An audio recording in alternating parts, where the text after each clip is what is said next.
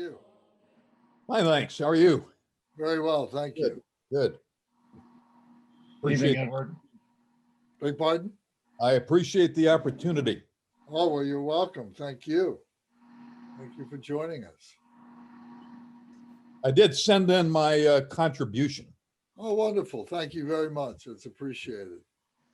Thank you. That's good. I don't know if you had a chance, if you got the outline for tonight, or you got the chapter for tonight. I think I sent it out to everybody. If I got it, I don't think I got it, but maybe that's on me. I don't know. Add I'll on the double list. check, but I'm pretty sure I added you to the to our contact list so that everything goes Right. out that you would get that. But let Well- me make sure. Possibly I overlooked something. I sent it in email. I would have sent Great. it in email. Ray, well, I should have gotten it. Maybe I overlooked something. Yeah, it would have come from DDSC101. Right. Yeah. It's 4 thoughts, right? What's that? 4 thoughts today? No, tonight the Four Noble Truths. Or no, true, sorry.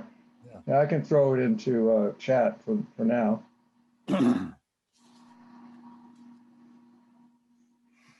Okay.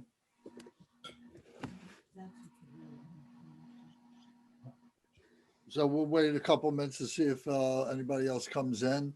I know that Rebecca's not going to be able to join us tonight. They're celebrating their wedding anniversary Oh, tonight. nice.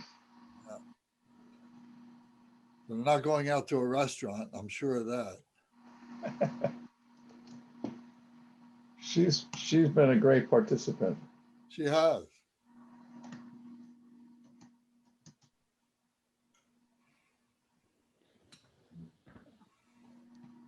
Lance, since we have little time, I'm sure everybody else knows this, but I'd be interested in knowing how you got into this and what your background is and how you come to be in the role you're in now.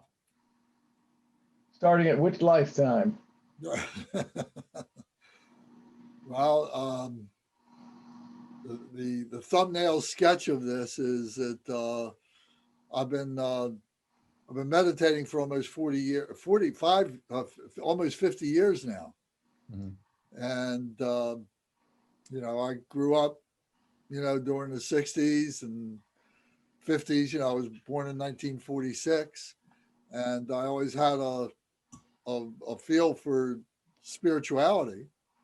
And I went through a number of different things, looking at the Bible, looking at Christianity, looking at Judaism. My father was Jewish. My mother was Catholic. I went to Catholic catechism and so on like that.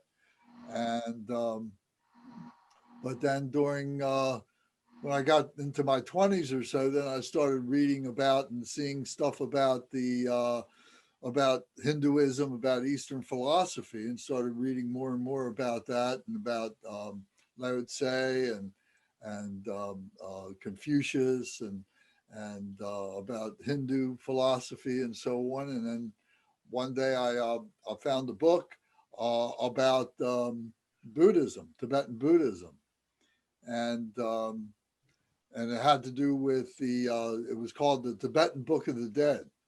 It was the very first book that I read, and it was about the experience of going when we pass, that we go into what we call this bardo, and we have all these kind of choices and so on, and this is where we are between the time that we're born and when we die. We go into this bardo of reality, and it just totally amazed me and captivated my imagination, and I wanted to know more about it. And then slowly, but in the meantime, I was meditating. I'd learned how to meditate by the Sufis. There was a Sufi organization here where I live in Baltimore, and they had meditation classes, and I went to that. And there was a very good bookstore here that had lots of spiritual books. And there was a lot of occult things that were happening here. And I was I did astrology for a number of years and numerology. So I did a lot of the occult things. And there was a book called Be Here Now that was amazing. It was by Baba Ram Dass. I don't know if you ever heard of him. And he was fantastic. Yeah. And that was a seminal book for many of us. And then, you know, I had to get a job. I had to do things. And I continued to meditate, but I wasn't following anything until about the time I was about 50 years old. And then I said, well, now it's time to re-engage in my spirituality. And started reading some more books and got introduced to a fellow by the name of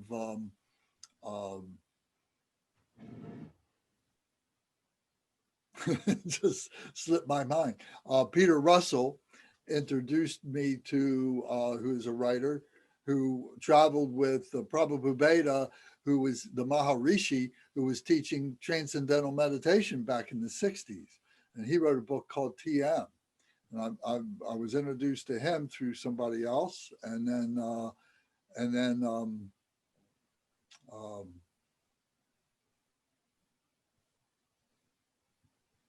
why can't I think of the guy's name who I always talk about, the philosopher?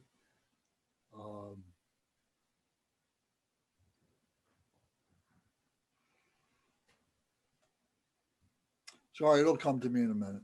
But anyway, he wrote many, many books, and he's considered to be the preeminent philosopher of our time. And he's a scientist. He was a chemist.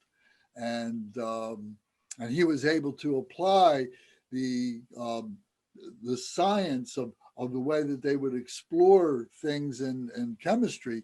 He would apply that to spirituality.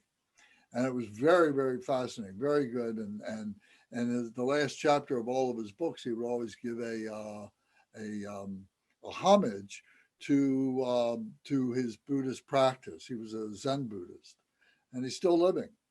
And it's just funny, I still can't think of his name. And then, you know, in books that I was reading, his books, it always said that you had to have a teacher. So I started looking for a teacher in Baltimore.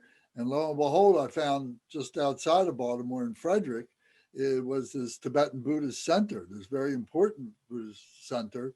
And I started going out there, and that's where I met my teacher and other teachers, and really started filling in all the gaps, all the things that I had wondered about, questions about, things that I had imagined. You know, I found that, you know, there was credibility in the things that I was experiencing through my own meditations.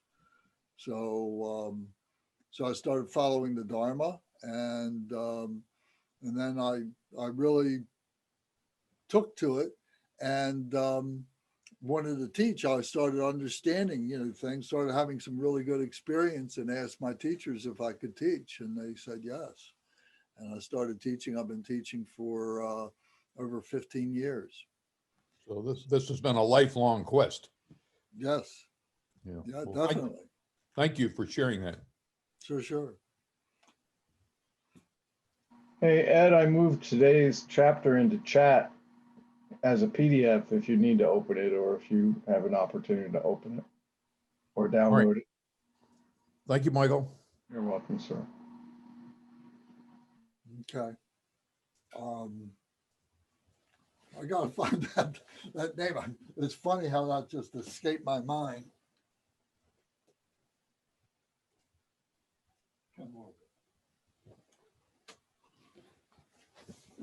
Ken Wilber.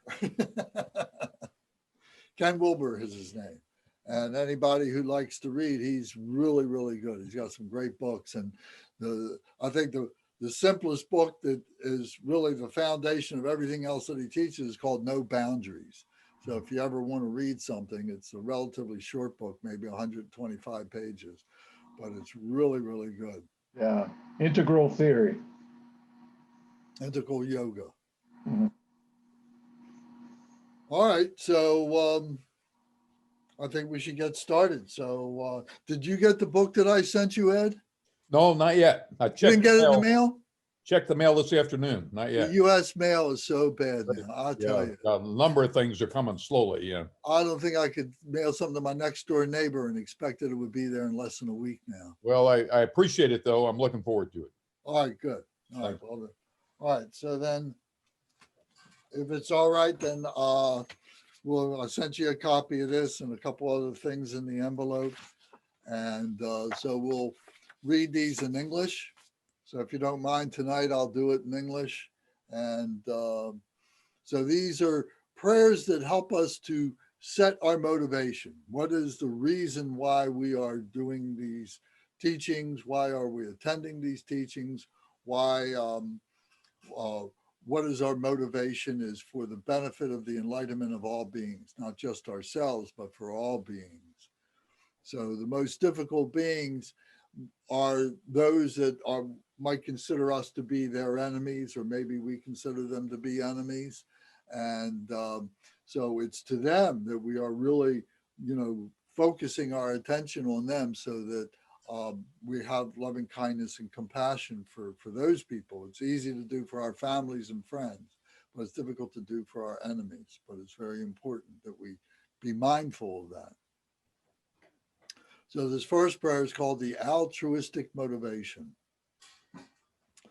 All mother sentient beings, especially those enemies who hate me, obstructors who harm me, and those who create obstacles on my path to liberation and omniscience. May they experience happiness, be separated from suffering, and swiftly I will establish them in the state of unsurpassed, perfect, complete, and precious Buddhahood. All mother sentient beings, especially those enemies who hate me, obstructors who harm me, and those who create obstacles on my path to liberation and omniscience. May they experience happiness, be separated from suffering, and swiftly I will establish them in the state of unsurpassed, perfect, complete, and precious Buddhahood. All mother sentient beings, especially those enemies who hate me, obstructors who harm me, and those who create obstacles on my path to liberation and omniscience. May they experience happiness, be separated from suffering, and swiftly I will establish them in the state of unsurpassed, perfect, complete, and precious Buddhahood. The next prayer is called the Action Bodhicitta prayer. So bodhicitta is one word, one Sanskrit word of two words. Bodhi means enlightenment, and chitta means the heart mind, the mind heart. So we have our brain mind, we have our heart mind. So the translation is the holy enlightened mind is bodhicitta. And this is what all enlightened beings share is bodhicitta, and we have that within ourselves. So this is action, putting this bodhicitta to action. So the bodhicitta is loving kindness, compassion, joy, and equanimity. So these four immeasurable qualities make up this the bodhicitta. So we say, thus, until I achieve enlightenment, I perform virtuous deeds with body, speech, and mind. Until death, I perform virtuous deeds with body, speech, and mind. From now until this time tomorrow, I perform virtuous deeds with body, speech, and mind. So that whatever we do with our body, our speech, and our mind is for the enlightenment of other beings. So then we go to the short refuge prayer. And this last week we talked about refuge and taking refuge in the three jewels, the Buddha, the Dharma, and the Sangha. So this is to remember that this is what our intention is, that we're taking refuge in these three jewels, the Buddha, the Dharma, and the Sangha.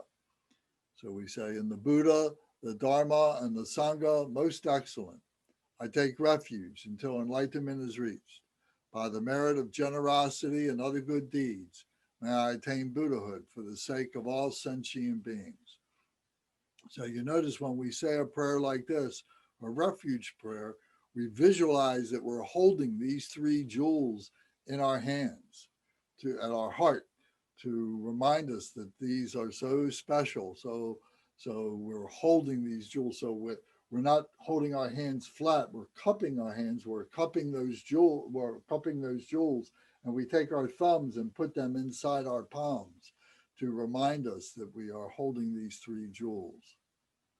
So again, we recite, in the Buddha, the Dharma, and the Sangha most excellent, I take refuge until enlightenment is reached. By the merit of generosity and other good deeds, may I attain Buddhahood for the sake of all sentient beings. In the Buddha, the Dharma, and the Sangha most excellent, I take refuge until enlightenment is reached. By the merit of generosity and other good deeds, may I attain Buddhahood for the sake of all sentient beings.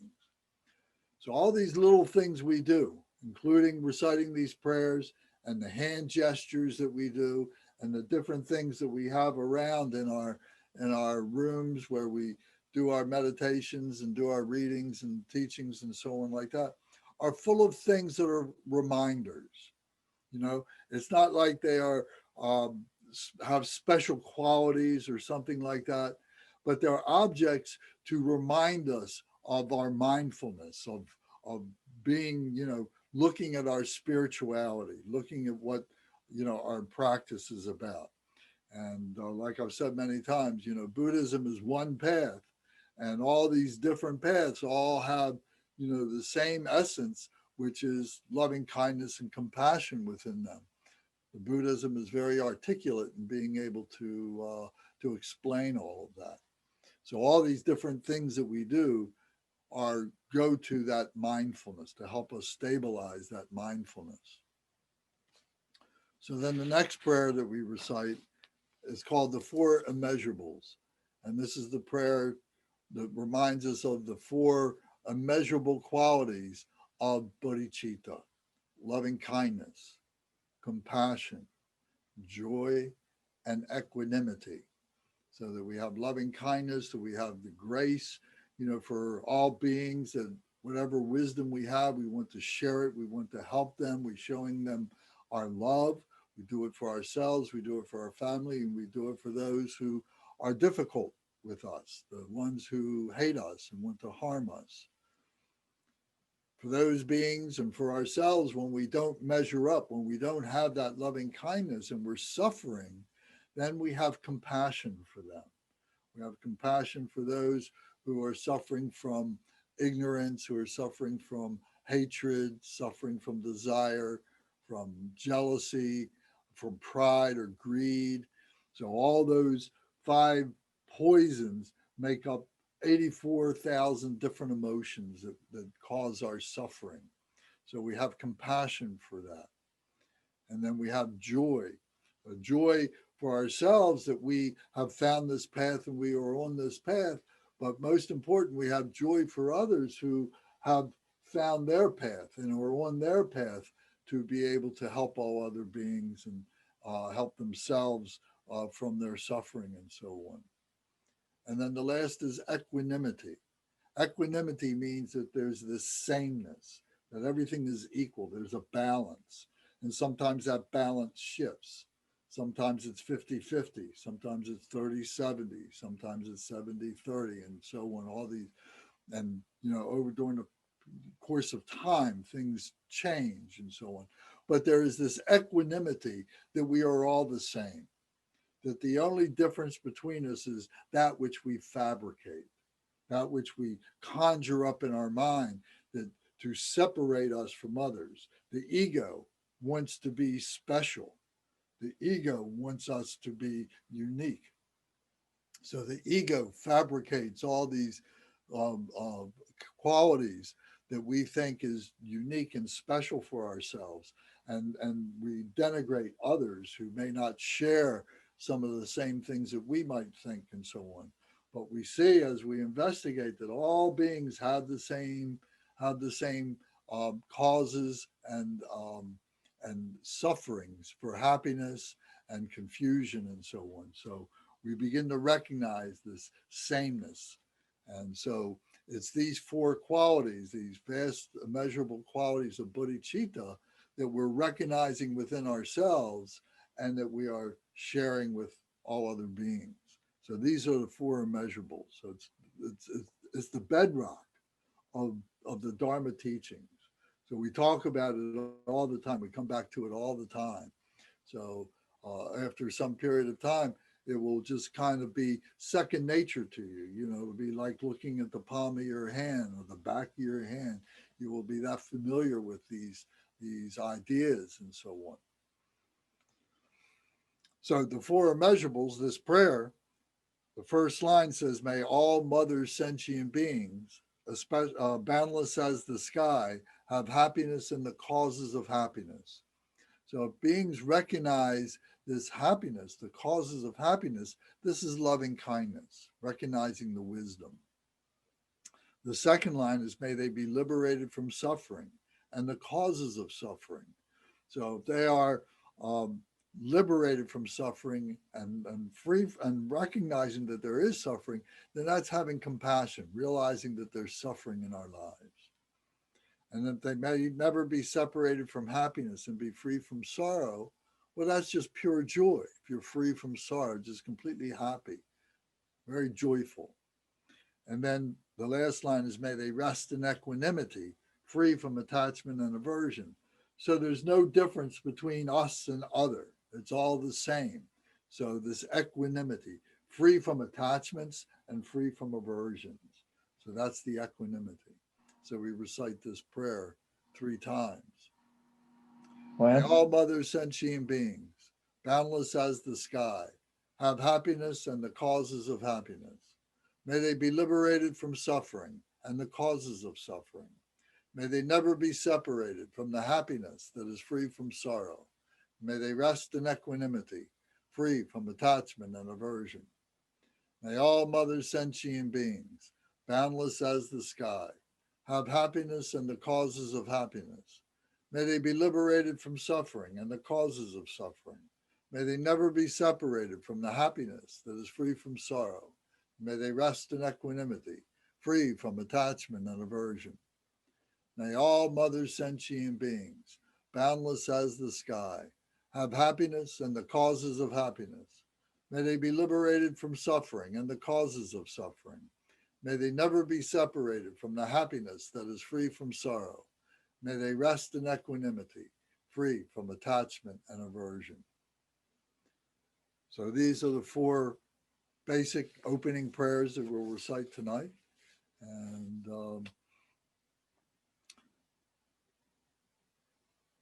so tonight we're going to talk about the 4 Noble Truths. So to give a little bit of a background on this, the Buddha, Shakyamuni Buddha, his given name was Siddhartha Gautama, who was born 2,600 years ago, who was a prince. He was born to a king, and he gave up being a prince. He gave up what was to be his legacy of inheriting the kingdom and so on. And he gave that up so that he could cultivate his spirituality. And he joined the ascetics, the ones who had renounced life and lived in the woods, and he joined them and so on. And he learned how to meditate, and he went through a number of teachers. He was trying to learn the cause of suffering. And he was looking to these teachers that were these ascetics to teach him. And he was learning how to meditate. He was learning many different prayers and many techniques, but he wasn't finding the cause of suffering. So he wound up leaving them and going off by himself and going into a retreat cave, and spent many years perfecting his meditation technique. William, did you have something you wanted to say? Yeah, I was just wondering, he didn't go off looking for the causes of suffering when he took off. And he had already been well endowed with the meditation beings he was in the position that he was in. Well, there's many different stories. There's many different stories, and the story that we follow is what I'm repeating right now. So, it was 2,600 years ago. So there's been many different books written about this, and from different schools, from different points of view, different people giving their impressions of the translations of what they think the story is and so on. So I'm not trying to say that one is better than another, but we do agree that, it's best to stay within a lineage of the way the story is transmitted and so on. We can at times discuss these different, translations and discuss them. But right now, we're just going to stay within this short point of view to try Sure. and get to this point. So, so the Buddha eventually attained enlightenment in his lifetime.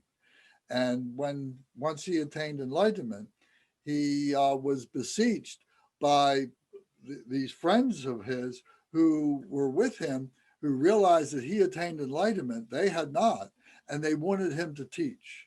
And they traveled with him for 7 weeks, following him around, saying, "Oh, please, please teach us what is enlightenment? How did you achieve this?" and so on. And he couldn't explain it because this is something that is beyond our ability to be able to communicate this. It is beyond words what this enlightenment is and how it is. But what he realized, what the Buddha realized, was that what he could teach was the method that he used to be able to attain his enlightenment.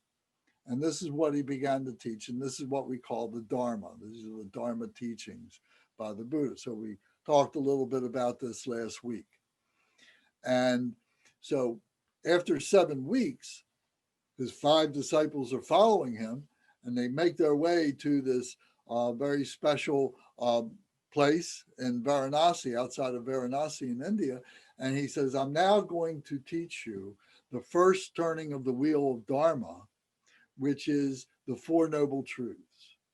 And this was the first teaching that the Buddha gave to all the disciples. And so now, through all the teachings, everything that we go through, this is something that is fundamental that we all start with and we all come back to over and over and over again, because it's so profound and it takes on so many different meanings as we evolve in our understanding of the Dharma and so on. So the Four Noble Truths is that, number one, that all life has suffering in it. All beings have suffering, no matter who they are, no matter whether they're rich or they're poor, no matter whether they're a man or they're a woman or they're young or they're old. All beings have suffering. And we suffer when we're born. We're suffering as we grow. We get sick. We get injured. We suffer when we get old and our body begins to change, and we suffer when we die. That there is a suffering that cannot be escaped, and we have to be able to understand the causes of this suffering. So the second noble truth is the cause of suffering is our attachment to our life, the attachment to our body, the attachment to our possessions, the attachment to our intellectual knowledge, the stuff that we accumulate and so on. If we didn't have this attachment, we wouldn't suffer. If we didn't think we needed to have these things, we wouldn't suffer. We wouldn't necessarily have to be born into a life that is full of suffering. It doesn't mean that our whole entire life is suffering, but it means that whatever we think is happiness at some point changes into suffering. We've got this great body and it feels like it's indestructible. But then when we hurt ourselves, when we get sick or something, now all of a sudden it becomes this source of great suffering. And we have to heal ourselves from that illness to be able to feel happy again. So there's many examples of the way in which this manifests. And we talk about a lot about this. So this desire to have this life, this attachment to have this life, is the cause of suffering. Along with that attachment is the hatreds that we develop. And along with this is the pridefulness that we have, or the greed that we have that feeds our ego, that keeps us thinking that we are special and so on, that's us and other. And then we develop jealousies where sometimes we don't think we're capable of being able to be happy or to have things, and we become jealous or envious of those that have certain things, and that causes suffering for ourselves. And overarching all of this is our ignorance. We don't even know what it is that we don't know. But we think we know everything. And worse than that, we think that we can know everything. And we're constantly, trying to grasp at knowledge, thinking, well, this is the answer. This is what is going to lead us to happiness. But then every time that we learn something, we find that there's another 20 more questions or something, that now that we've got this knowledge, it leads us to, that we have more things that we have to figure out. So it's this never-ending quest for happiness in the form of knowledge and so on. So it's this suffering, it's this attachment to suffering that causes our suffering.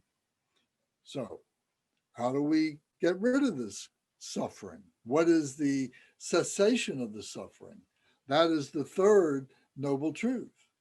The simple answer is that we renounce this life, that we renounce the attachment, that we renounce this desire, renounce these possessions, we renounce all this stuff. Now, it doesn't mean that we have to go and run around naked, run around in the forest and just eat, the leaves and the grass and the things that we find in the forest, that we're not going to go to that kind of an extreme to renounce things. But what it does mean is we're going to find a balance, that we don't need to bring in more than what we really need. Because the more that we bring stuff in, the more that we have to protect that stuff, the more that we think about that stuff, the more stuff we want to acquire and so on. But there is a very practical common sense of renunciation for the sake of just finding what our balance is and being happy and satisfied in that, and then having a balanced life that satisfies all the different things that we experience in our lives. So the cessation is not being attached and not having aversions to the things in life and so on. So we talk a lot about this, and we come back to this over and over again. So that's the third noble truth, is that there is a cessation. There is a renunciation, a practical cessation that we can adopt. So then how do we do that? So the fourth noble truth is a plan, is a way, a path to be able to evaluate who we are and where we are, what it is that we are doing at any given time, to be able to see how we are adapting to that cessation, to that renunciation, to that balance. And this is called the Eightfold Path. So it becomes like a measuring stick, if you will. So the Eightfold Path has 8 elements to it. The first element is called right view. And the right view is that all beings want to be free. This is something that all beings want. All animals want to be. They may not realize it. They don't have the capability to be able to understand that, but nobody wants to be enslaved. And we will fight to be able to remain free as much as we can. But we all want to be free. So this freedom then can be explained as enlightenment is freedom from all these surroundings, all this stuff that we have and so on, from our suffering. Enlightenment, recognizing all the causes and conditions and so on that propagate our suffering and so on. So the right view is recognizing that we all want to be free and everyone wants to be happy. No one really wants to suffer. So that's the right view. The second of the Eightfold Path is to have the right resolve, that we have to make up our mind that, yes, we want to be free, and that there needs to be a system, there needs to be a way that we can follow to be able to understand how to attain and maintain this freedom. And this resolve becomes a protection for ourselves. So having this right resolve becomes like an umbrella that is protecting us from the things that are falling on us and harming us and so on. But it is the resolve of our being within this system, following this pathway, that becomes our protection. So we resolve to cultivate that. So that's the second. The third thing is to have right speech. So much of what we do is based on some kind of a rationalization that we have made for ourselves and that we hide within, that we tell ourselves these stories, we tell other people's stories and so on, that what we think our life is and what we want it to be, and we begin to live these lies because we're telling these lies, and we have to keep this all kind of organized and so on. But if we always tell the truth, if we always look to tell the truth, then it keeps us free. It keeps us from having to remember all these stories that we've woven for ourselves, like a web of our life is like a web, you know, all these attachments that we have with different people and different things and so on. So where it becomes a challenge to tell the truth is when we don't know something and we're afraid to be able to admit to ourselves or to others that we don't know. But that's the key element of telling the truth, is to say you've reached a certain question that you don't know the answer to, and to be able to say, I don't know. And to be able to abide within that not knowing. And there actually is liberation in that. We don't have to know everything. You know, we don't have to know how our car works to go in the car, put the key in the slot and turn it on. We don't have to know all the different things that are making that going. We don't have to know all the stuff that's within our body that is functioning all the time quietly. We don't know what's going on. We don't have to know that, but yet it's working. So there's a lot of things that we already accept that we don't know, but there's a lot of things that we do try to bring into ourselves for our self-aggrandizement, for our ego's sake, to do that. But if we always speak the truth and say, okay, well, I do know this to be true and I can prove it to you, I can prove it to myself, but there are things that I don't know, and be able to say that becomes liberation. So the fourth of the Eightfold Path is to have right behavior. And what that means is that we won't do harm. We won't cause harm to other beings, to ourselves. We won't cause suffering to other beings. We will always do good deeds. We will always be helpful. We will always try and help ourselves, help our families, help our friends, and help those that are in need, who may be complete total strangers to us. They may even be our enemies, that we will do things for them to help them to find their happiness, to maybe sever that confusion that they think that they hate us and they want to do us harm. So to have the right behavior, to do things and to do it for the benefit of all beings. So not to do negative things, not to do harmful things, to always do good deeds, and to do it for the benefit of all beings. Those three things are the core parts of good behavior, proper behavior, virtuous behavior, to do that. If we do that, we stay free. It keeps us liberated. So that's number 4. Number 5 is to have the right livelihood. We are social beings. We live in the midst of families, in the midst of different relationships, and we need many different things in this life. We need shelters, we need vehicles, we need clothing, we need education. There's lots of different things that we need. And whether it was 2,600 years ago or it's today, we still need these fundamental things. And we can't supply all those things for ourselves, not very well.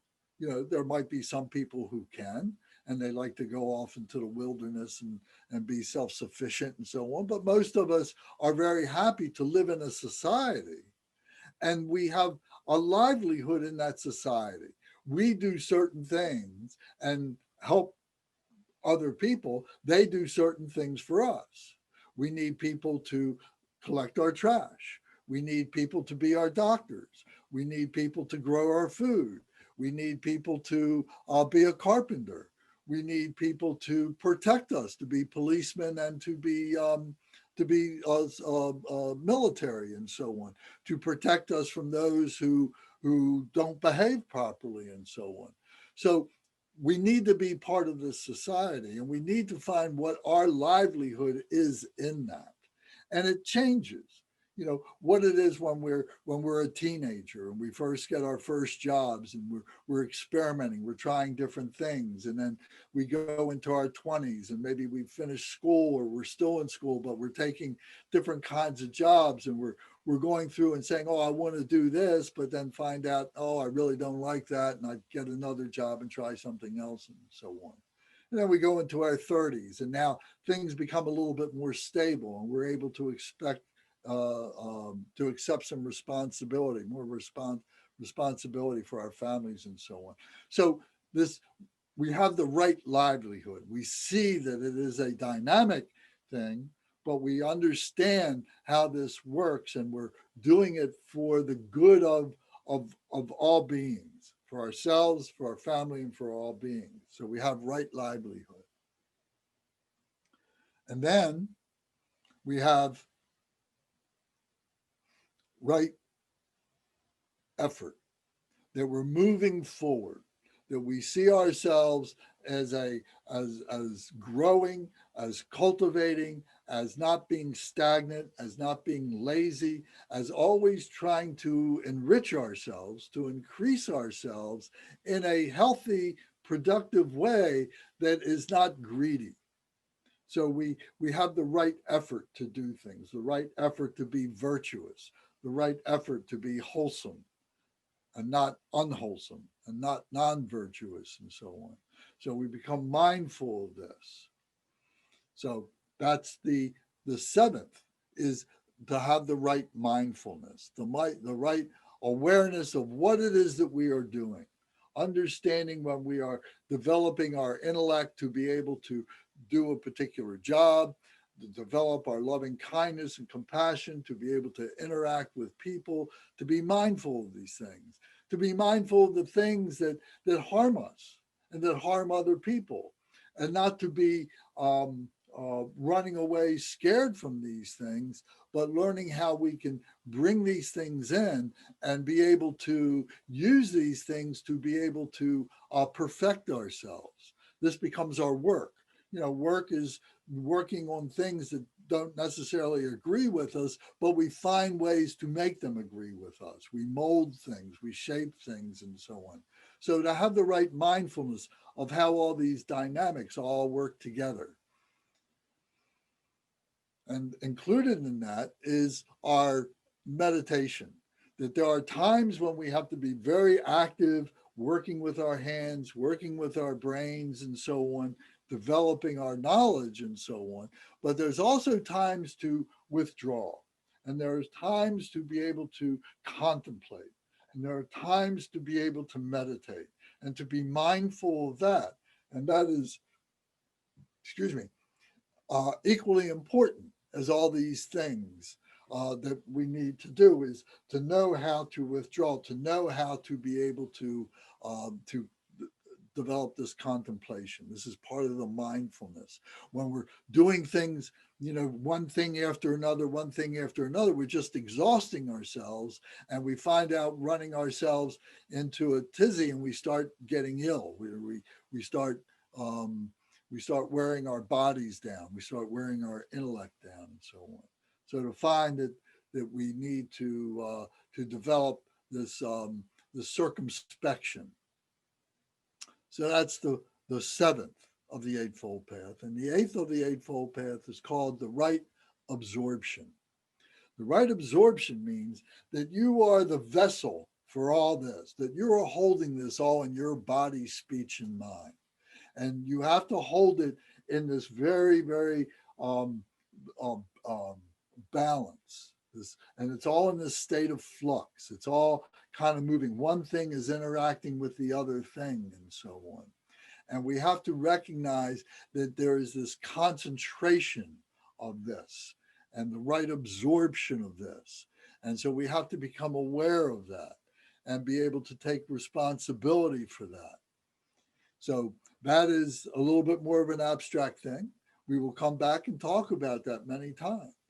But it's these 8 things: the right view, the right resolve, the right speech, the right conduct, the right livelihood, the right effort, the right mindfulness, and the right absorption. If we find that practical balance of all those things, now we don't have attachments. Now we don't have aversions, that we are in control of those things. They are not controlling us. How many people are controlled like a ring through their nose, at things that they're trying to grasp all the time? I want the bigger car. I want the better house. I want this. I want the better job. I want this. And I don't want to share it with anybody, and I have aversions. I don't like those people. I don't want those people to be around me. I don't want to be around them, and so on. So we create these aversions for ourselves. Instead, trying to find a way that we're all brothers and sisters, and how can we love each other together and bring all each other together, and so on. So this leads to the cessation of suffering. So this is how, as we are a human being, as we are in this life, that we can find this degree of happiness, this balance. So these are the 4 Noble Truths. And this becomes a measuring stick that we recognize what our life is, and how it is that when we start getting upset about things, what needs to get fixed. If we use the Eightfold Path and say, well, what is it on my path that is causing me to be upset? Is it one of these 8 things? And you can find, if you examine, you have the right mindfulness, you can see what it is. And then once you recognize what it is, now you can go to work on fixing it to be able to get that balance. So this is called creating the cause of happiness. To avoid unhappiness, they must stop creating the cause of suffering. So we talk about human beings. We talk about sentient beings, the word sentient. Sentient means that they are cognizant of stimuli, of things around them. Animals are sentient beings. Human beings are sentient beings. Insects are sentient beings. There are all kinds of living beings that are in the earth, that are invisible to us, that we don't see, are sentient beings. Sentient beings are beings that are born in many different ways. They have a lifetime, they die. In the meantime, between their birth and their death, they react to input. They react to impulses and so on. If there's too much heat, they move away. If there's heat, and when they're cold, they move towards the heat, that they respond to stimuli and so on. These are all, characteristics of a sentient being. So there's many, many sentient beings who have some degree of a consciousness, of an awareness, of being able to do things for themselves. They have a degree of locomotion. So sentient beings. So we have sentient beings within us. We have all these, bacteria and so on that are within us, that could fall into those descriptions. So sentient beings is a lot of different things, but we are a sentient being among all these different things.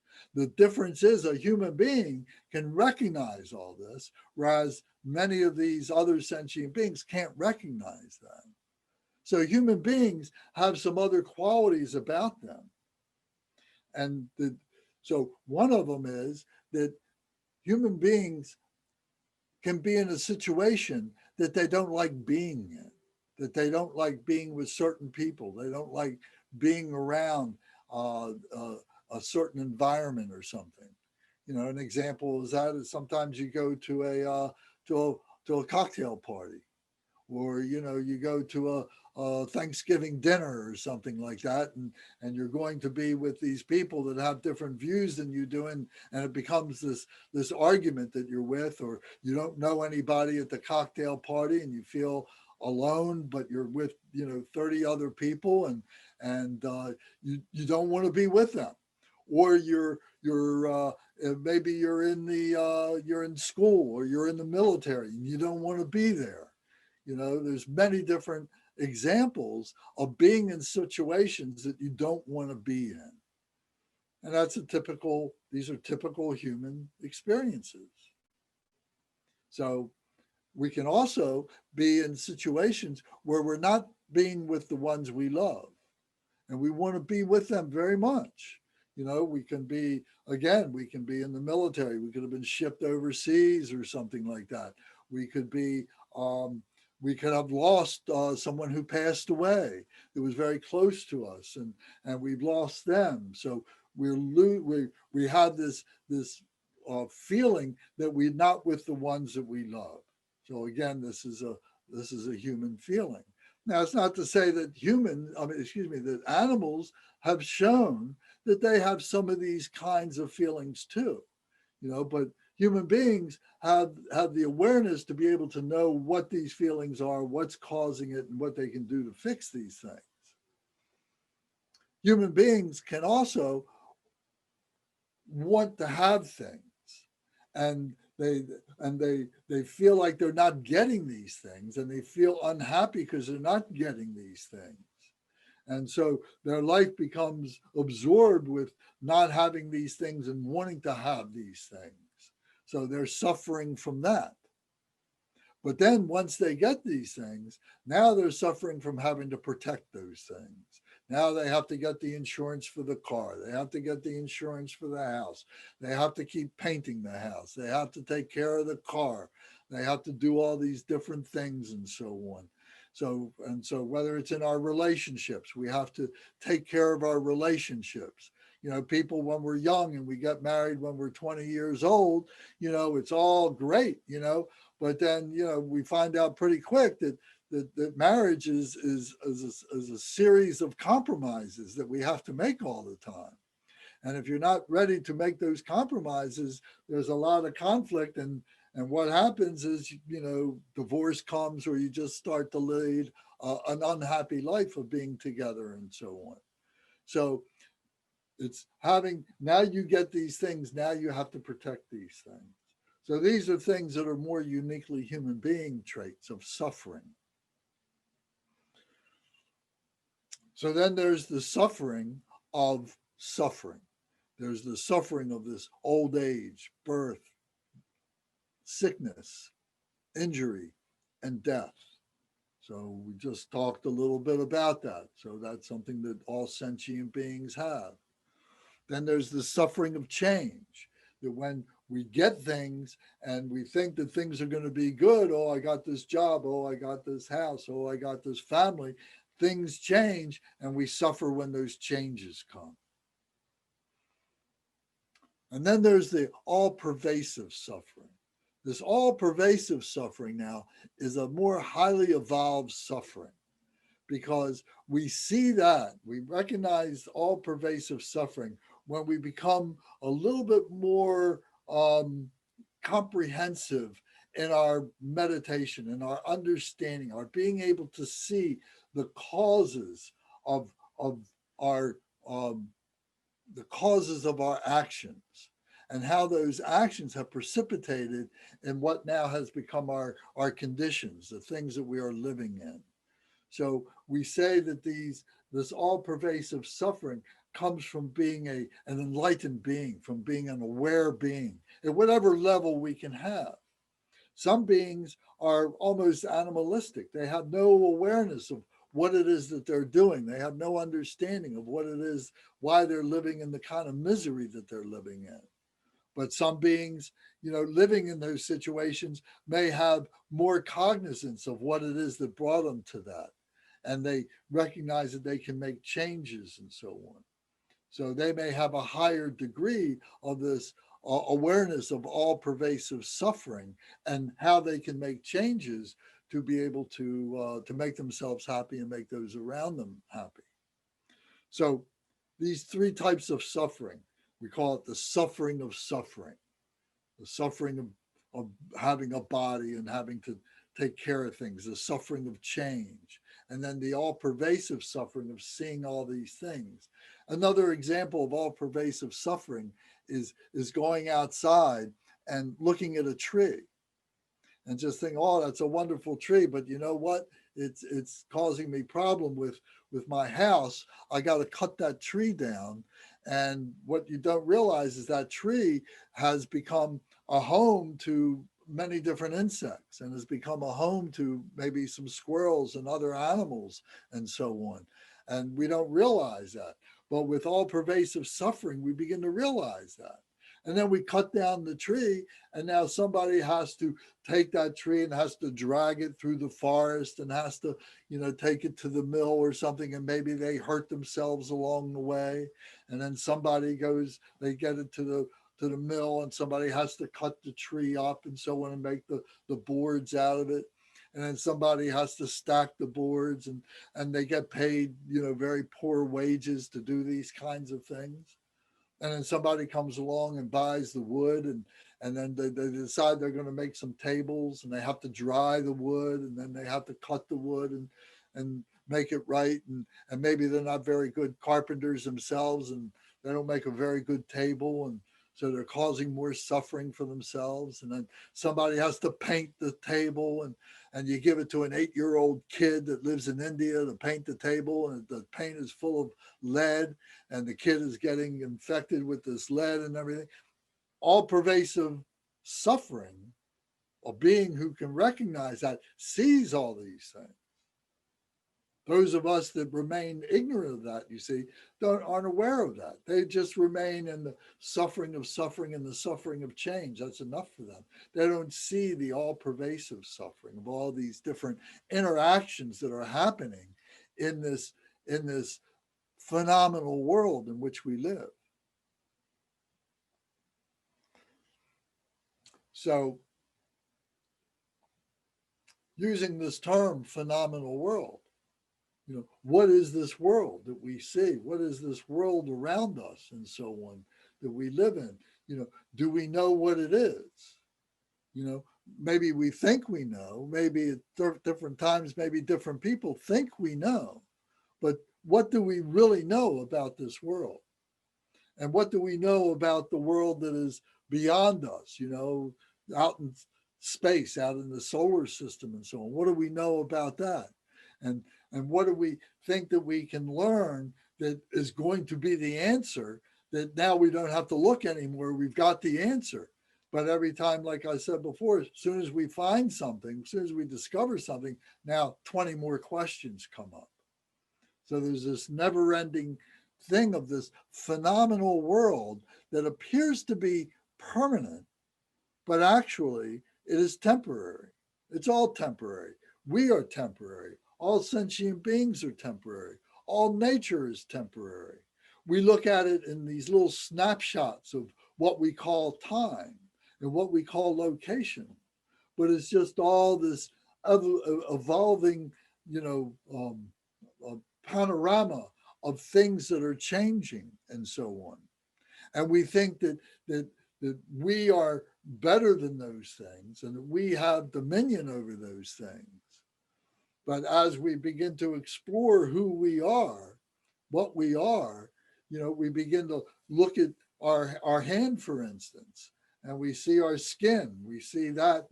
But then can we look underneath our skin and see all the tissues that are there, see all the muscles and see all the tendons and then see all the bones and then see all the molecules that are making these up. And then we look a little further and we see all the atoms that are making all these molecules. And then we look into the atoms and we see that there's all these subatomic particles and there's all this space between all these particles, all this space around it that is charged with all this energy and so on. And then we go look at the tree outside and say, you know what? If I look deep enough, they're made up of the same things that I'm made up of. It all comes down to atoms and atomic structure and energy, that we're all made up of the same things. And it doesn't matter where we go, what we learn is that it's all the same. So this phenomenal nature is all this stuff that we just simply don't have an answer for. We think we have an answer for, and in 20 years we come back and that answer is going to change. The scientists, they think they understand certain things, but then they find something else. Well, they reach their ceiling and now they enter into a new space above, and now that ceiling is their floor and they have all these new things to be able to learn for themselves. So all this phenomenal nature is all around us. And this is called the ocean of suffering. All this phenomenal stuff, where all this uncertainty is, all this fabricated stuff that we think of what it is the ocean of suffering. And how much do we attach to it, and how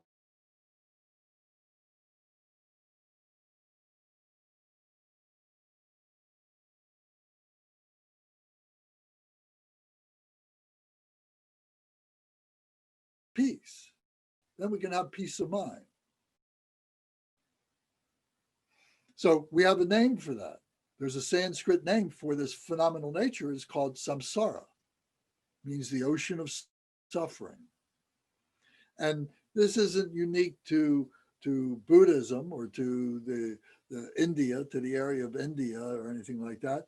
The Christians had a name for this too. The Greeks, the Western philosophy, they called it the Sophia. I don't know if you've ever investigated any of the Western philosophy or not, but they call this the Sophia, the same thing. So it's not unique to Buddhism, but it's interesting that it's articulated in a way that we can understand, that we can come to be able to communicate it to ourselves. We can contemplate it. We can think about it. Maybe it's only to let it go. Maybe it's to understand more about it, how we can adapt to it better. So this samsara, this phenomenal world is all around us. And we are part of this samsara.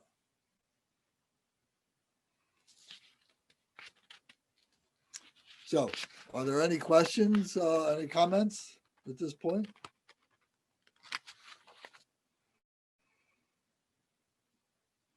Ed, what do you think? Have you heard this before?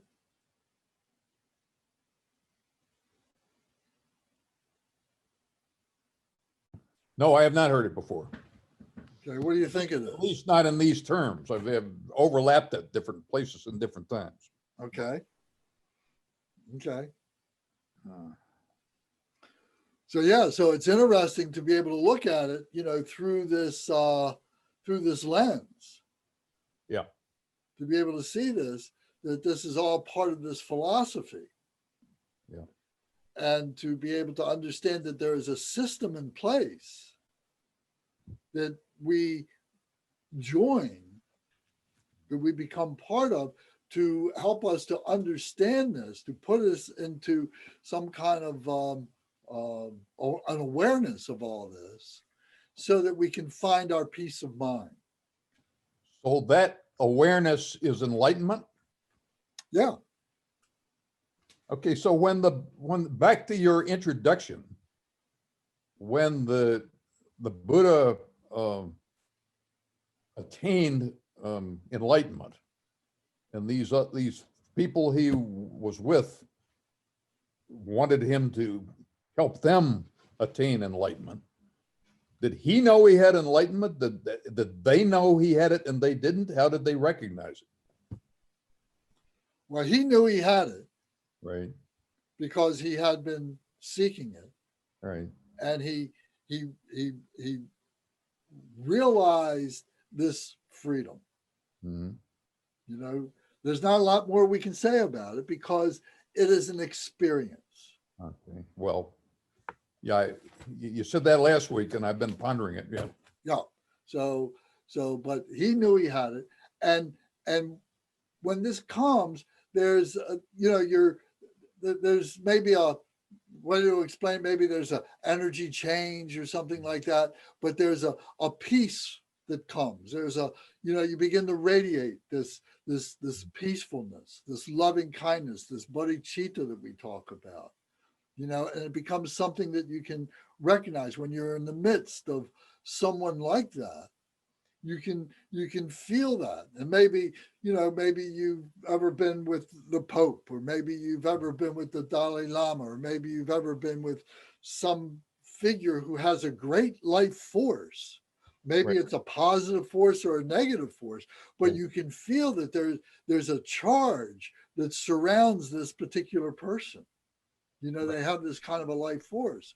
And so the enlightenment has a certain charge to it too, that is a peaceful charge, that is one of love, that is one of compassion and so on, but it's also one of wisdom and understanding and so on. So these 5 friends who he knew, when they met up with him after he attained enlightenment, they immediately recognized that he had changed. Once you, and I think I asked you this last week too, I'm sorry for the repetition. It's okay. I'm just trying to fit it together. Once you achieve enlightenment, are you there forever, or can you backslide? Or That's a real good question, and the answer is that you have to cultivate it, and you have to stabilize, and you have to maintain it.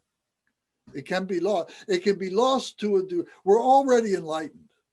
Right. Let's get that clear right now. The Buddha said we're all Buddha right now. Right. But the difference is that we have all these blockages. If I can use, I have this diamond here. Mm-hmm. And this diamond is our true nature, our Buddha nature. And this diamond is in each one of us. But it's all blocked up. It's all covered up with our emotions. It's all covered up with our wrong views. It's all covered up with our habitual tendencies to do non-virtuous things and so on. So it's just like if we took this diamond and I took it outside and dug a hole and took all the mud and stuff from that hole and packed it all tight around this diamond, you wouldn't know that there's a diamond inside. I could hide that.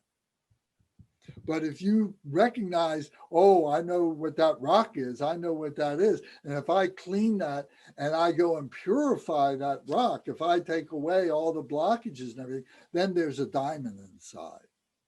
You see that it's a diamond. So we have this all within ourselves, and it's all blocked up. So what we're doing, what our dharma is to be able to recognize what those blockages are, what caused those blockages, and how to remove those blockages. Call them the obscurations, the emotions, and so on. So bit by bit, we begin to do that. And what happens is, we'll have moments where all of a sudden a light will come through. We will have cleaned it up to a degree enough that a light comes shining through. And we have an epiphany, we have an aha moment and say, oh, there it is. But it's gone as quickly as it came. It's like a glimpse. So what we begin to do is we begin to repeat this process, use this system over and over again to stabilize those glimpses. Those glimpses become visions. Those visions then become the stability of our life. Now we become an enlightened being that is living an enlightened life. Thank you. So we all have the potential. And we all need Buddhas that, work as lawyers, that work as carpenters, work as garbage men. Everyone is a potential Buddha. If everyone was a Buddha, of course, it would be a beautiful thing. The reality of that is very difficult. But we change one person at a time, starting with ourselves. And then we talk about the dynamics of how all that works.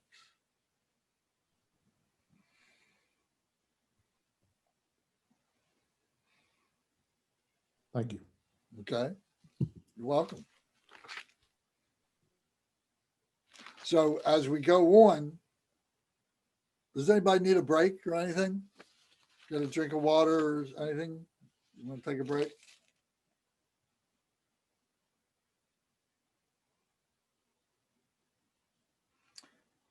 So one of the things that we recognize is that there are laws, there are natural laws. We live in this natural phenomena. And, we're trying to understand what the dynamics of that naturalness is, how to describe that, how to understand that. So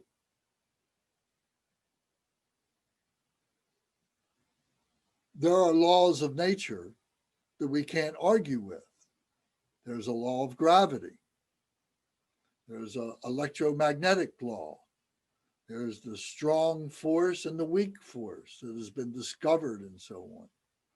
I'm not a scientist, so maybe there's a couple others that I don't know, but these simple ones that we can understand, and they're invisible. The law of gravity is invisible, but yet we know it's there, and we can prove it through, weights and measures and so on like that. Electricity is invisible, but if we go over and stick a screwdriver in the electric receptacle and touch that screwdriver, we're going to find that there's electricity there. If there's some bare wire and we hold on to it, we're going to find that electricity there, but it's invisible otherwise. But yet it can be measured and so on like that. It's there. There's the weak force and the strong force and atomic structure, and the physicists, they talk and argue about all that kind of stuff. So there's these scientific things, and most people would say, if I can't measure it and I can't weigh it, if I can't hold it in my hands in some way, fashion, or form, that it doesn't exist, that it's not real, that it's not a natural law. But yet, would you agree that there are things that happen that you can see that are a reaction to something that happened sometime before? Like a law of reciprocity, like a law of the golden rule. If to have you do unto, what you do to others is going to come back to you. If you do good things continue to happen to you. But if you do bad things come. And some people just have one bad luck thing after another, after another, after another, and after another. But they're usually such cynics, and they're so unhappy. And they continue this propagation of non-virtue, of negativity that keeps coming back on them over and over again. But then people that are happy, they're always doing happy things. They're full of joy, and they're doing nice things for people and so on. And they have a nice, happy life. But sometimes, a difficulty comes up. Sometimes a sickness comes up, an injury comes up, things like that. But they bring it into their mix, and they're able to find some joy in there. They're able to not let it upset their balance. So there is this unqualified law of nature, of cause and effect, that we call karma, cause and effect. Karma is a Sanskrit word that means action. An action just doesn't happen by itself in terms of a human being. There is a cause for that. The cause is some kind of a thought that happens. So the thought can be a peaceful thought, a happy thought. The thought can be a negative thought. But that thought then precipitates as an action, or causes an action, and then a result precipitates out of that. So this karma, cause and effect, is a law of nature, but it's a spiritual law. Most people would say, if I can't hold it in my hand, if I can't weigh it, it doesn't exist. And all of spirituality is like that. They dismiss spirituality as being something that is not real, that is not true. If it's not physical, if it's not intellectual, it's not there. But a spiritualist will say, oh yes, look at karma, cause and effect, and can see how the dynamics of the shifting of the actions that we do or don't do, and how it precipitates in our peace of mind. And our peace of mind can affect our physical body and can affect the way we think. So we say that we have three bodies. We're all familiar with our physical body.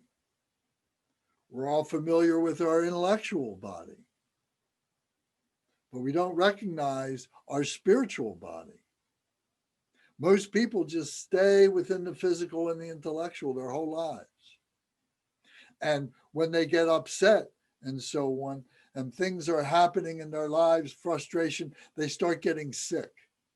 When you get colds and you get the flu and so on like that, many times it's when you're run down, when you're emotionally not feeling well, and all of a sudden you start getting sick, or maybe you get a little sloppy and an accident comes. You're not paying attention. You start dropping things. You're not sleeping well. So we're saying that the intellect, can affect our physical body through it's not being happy, by not being balanced. And if our body's not being happy, if things start not working, if we get a disease or something, we get a blockage in our body, in our bloodstream or in our GI system or something like that, it doesn't take very long for us to be having serious results that we can't think anymore. So we see that there is this balance between our physical body and our intellectual body that is going on. But now if we introduce the spiritual body, if we recognize that we have a spiritual body, we see that many of these things that happen in our brain, in our mind up here, that's causing our physical body to get sick and have these accidents can be dealt with at the spiritual level. And if we use the spiritual body as a balance with the physical and the intellectual, now we find that we are like a three-legged stool. If you just got 2 legs, that stool can't stand by itself. But if you've got 3 legs, now you can stand by yourself. So to be a complete human being, we need to be able to recognize our physical body. We need to recognize our intellectual body, and we need to recognize our spiritual body. And then we become complete. Now we have a basis on which to really grow. And there's many, many, many stories about, how this works. One of the stories I always like to tell, and I know these guys are going to get bored with this story that I tell all the time, but there was this great philosopher who lived in India at the turn of the 19th century. His name was Sri Aurobindo. And he wrote great books. He wrote a book called The Life Divine that was a magnificent book and everything. And the hero of the book he called was the Superman. And this was a human being who had a good physical body, who respected and took care of his physical body, who had a great mind and developed his mind and kept it nimble and kept it fresh and kept it clear and so on, but also had a spirituality about him. The Superman. So this was the hero of the Life Divine. So this was, like I said, turn of the 19th century. But then in the 1930s in America, going through the Depression, having just been after the Great War, and terrible things are happening in Europe, and a hero was needed. And somebody had the bright idea to invent a comic book that talked about the Superman, Clark Kent. And here was a guy who came from another place, who had a great body, had a great mind, and had a spirituality about him. Superman, Clark Kent, never killed anybody, never drew blood. In any of the stories that he ever had, he would subdue people, subdue them to bring them so that they could redeem themselves, so they could be taught and so on. But he never killed anybody. He had a moral ethic about him. Right up until the time of the films that came out, the one called Man of Steel. Now, there's been a couple since then that I haven't seen, so I can't say what Hollywood has done to them.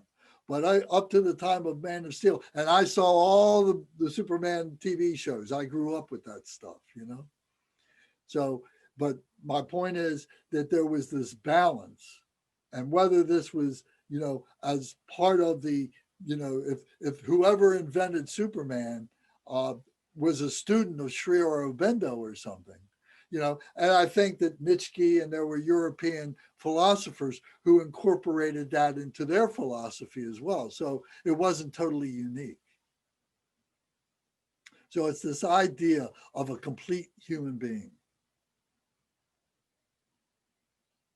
So this is what we have to work with. This is our working basis in this temporary phenomenal world of samsara, of suffering, is for us to be able to deal with this in a healthy way.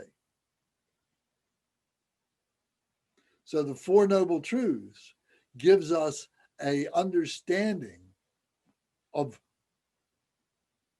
what it is that we're here. It's cause and effect.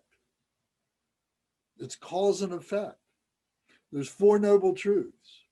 The first truth was all life has suffering. So if it has suffering, that means it's a result.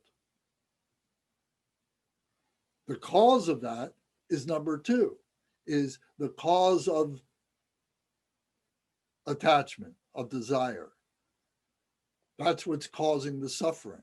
If we can stop the suffering, if we can stop the causes of suffering, the suffering by itself will stop. So there's a cause and there's a result. The the attachment and the suffering.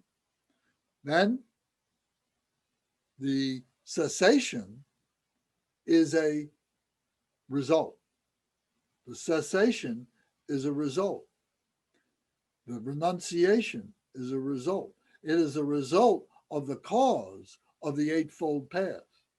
If we live through the Eightfold Path and we actualize that and we use that in our lives, then we will become free. Then we will cease the suffering that we're having, the attachments, the aversions that we're having.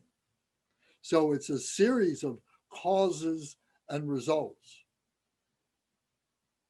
And if we're able to balance out those things, we have good things that can get spoiled by negative conditions. Good things can be happening, but negative conditions come up and we pay more attention to the negative conditions. The action we take is a negative action, and then we have a bad result, more suffering. If, on the other hand, we have a negative cause, a negative situation that is coming, but then we know enough about virtue to be able to take that negativity and transform that negativity into a good action, now we're going to have a good result. So we can transform things. So recognizing that, the only thing that we have control of is our own selves. We don't have control over the weather. We don't have control over the earth. We don't have control over each other. All that we really have control of is ourselves. So we have to take responsibility for our happiness and for our suffering, for our causes and our results.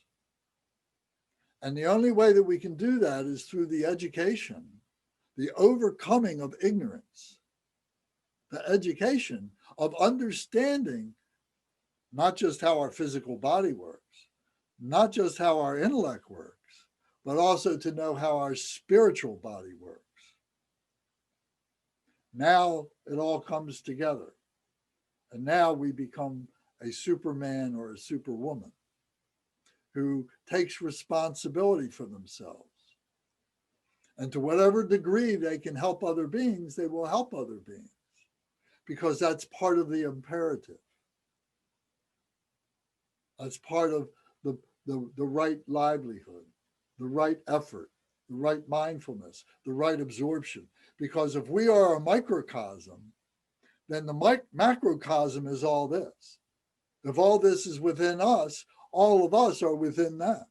And it's all the same. It's just a matter of point of view. So we need to expand that point of view.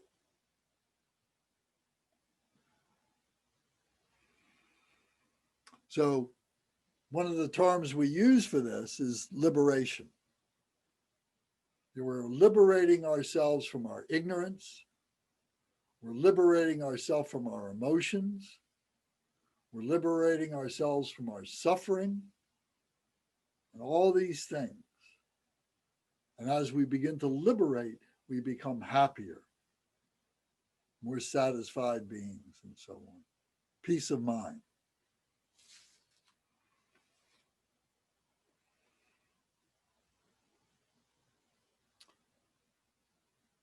So Tom, will you have any comment?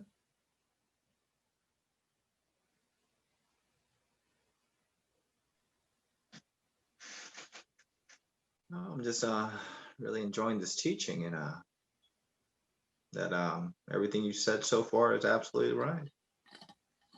That in the end, we just need to let go.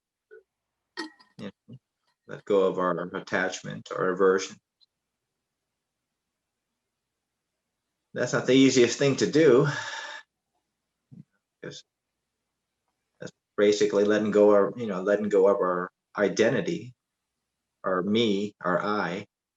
That's not an easy thing.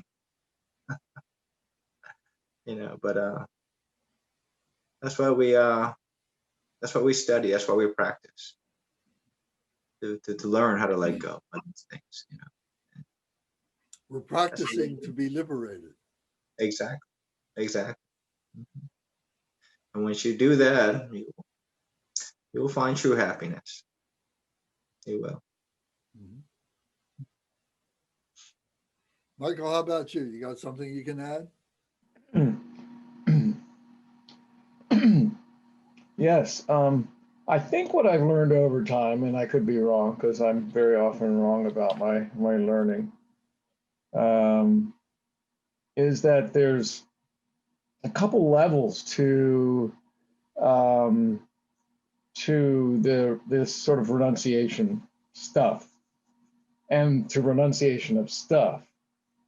And you know, giving up our idea that there's permanent things, giving up our ideas that there's things that we can control or that are ours or that we get to collect or we get to keep or we get to keep as they are is one thing. But I think there's another level as well that what we really need to give up is our attachment to the grasping and the aversion itself, as opposed to giving up the grasping of stuff and things and ways that they should be. So I think one level is kind of like it's almost like training wheels. You know, I can give up. For a long time I can give up alcohol. I can give up needing people to stroke my ego. You know, I can give up things like that. But the next thing to give up is the sense that I need to give up things. You know, I mean, am I off base that there's like an addiction to craving and aversion that has to be let go of also? It's like we get off on that. We get off on being hungry for the world. So once we get rid of what we're hungry for, we're still attached to being hungry. Just my thoughts. No, you're right. Yeah. To have that peace of mind. You know, we talk about no thought. It's really hard to have no thought, but thoughts are always coming and going, and we're just letting them go, you know, and they're just flowing through. And we'll just remain peace of mind until we're interrupted by one of those thoughts in some way or another, you know. And then you say, well, why am I paying attention to that thought? I'll let it go. Is ego a bad thing altogether? Ego is a survival technique and a mechanism, and we have to be able to control the ego and not let the ego control us. Yeah. You know? Sometimes this conversation sounds like it's what we need to do is overcome ego. I guess that means I guess it's not overcome. I guess it's control. That's right. We have to give it jobs. With no ego, we need some ego. Well, we're human beings. Right. You know, we're human beings that in our essence, in our spiritual essence, is this true nature that doesn't need a body, Right. it doesn't need an intellect, but right now it's trapped inside. Right. So the ego is up here. Right. This is our true nature in our heart center. So the degree to which we become selfish is an indicator of our power of the ego. The I, me, mine. Right.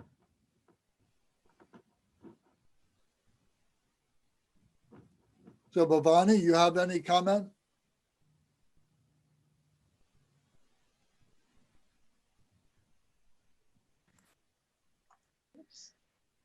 Well, one thing that I would add is that along the way, there are tests all the time what we learned, what we think we've learned and maybe haven't, or kind of like, how are you going to deal with this one? Which are all good things.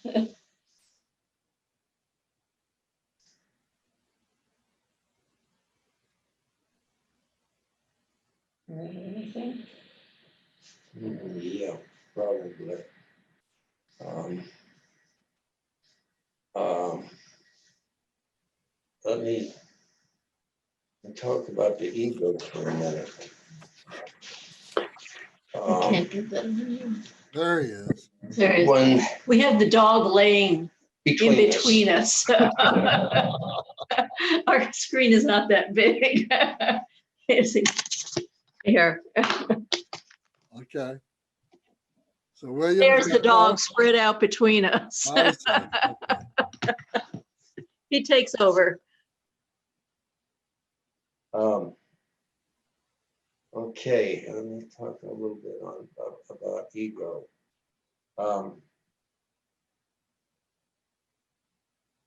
I'm not the body. I'm not the mind. I'm the immortal self.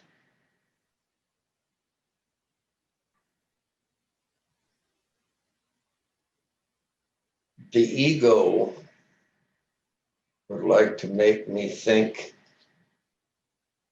that I'm not too good at this, I'm not too good at that. Different things that I have to, that I'm okay, let's see, I'm a tool maker, I'm a husband, I'm a father, I'm a grandfather, I'm all of this. But in reality, when the reality actually settles in, I'm not the body, I'm not the mind, I'm the immortal self, and all these other things that are name tags that are placed on me by the ego. And I get hurt when somebody says, well, you're a bad mechanic, or you didn't put the lid down on the toilet, or the dishes aren't clean.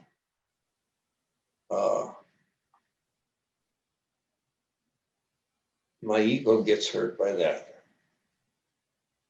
I don't get hurt by that. And until you can get the not just the understanding, but the knowing,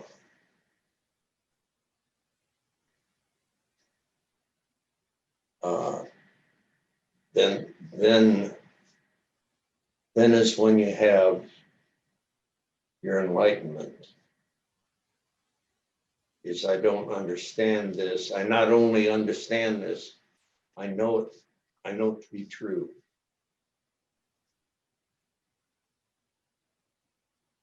I don't know. Okay. All right. Well, that's good. Thank you. Come in and bail me. Well, she cut him off. I don't know what happened. Okay. So you have anything else, Ed? You have any other questions? Anybody else? Anything you want to talk about? Ed, your microphone's off. I'm sorry. You have to turn it on. I feel like I take more than my share of airtime, but I'm fascinated trying to work all this out as somebody that's not been exposed to much of it. And one of the things that occurs to me about ego is that I have benefited from other people who had strong egos. I mean, I've also been run over by other people that had strong egos, but in some cases, their egos have allowed them to perfect skills and knowledge in a way that they benefited others. So what I'm hearing is well, and that's not a new idea that we have to keep our egos under control. But egos do have a place. And how to work all that out is interesting to me.